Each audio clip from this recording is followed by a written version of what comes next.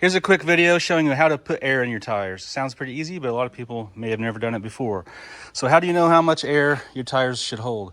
Well, every car, if you open up the driver's door, there will be a label either on the door in this area or on the door jamb that tells you your tire pressures. On this vehicle, it's a Honda Civic, it says tire pressure should be 32 PSI, both front and rear. And your spare tire, 60 PSI. So 32 is what we're gonna go to on this vehicle.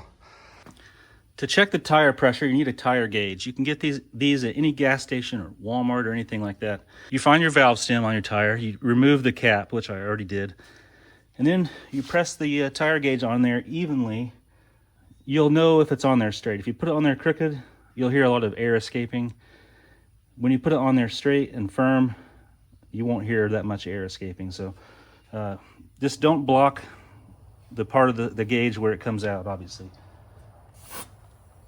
Now right here, this is only showing about 25 or 6 pounds of pressure. So obviously we're a little bit low. So get yourself an air compressor, which I have here, and put some air in it. Just press it onto the valve stem and it should put air in there. Most gas stations also have air compressors that you can use.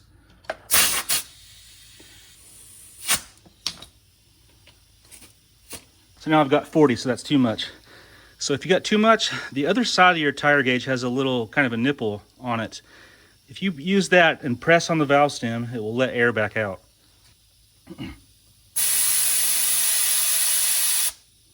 Now check it again. That's still a little too much. 38.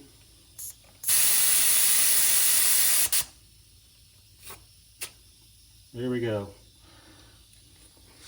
Now put your valve stem back on and you're good, and just repeat for all the other 3 tires. If this video helped you out, give me a thumbs up. Thanks.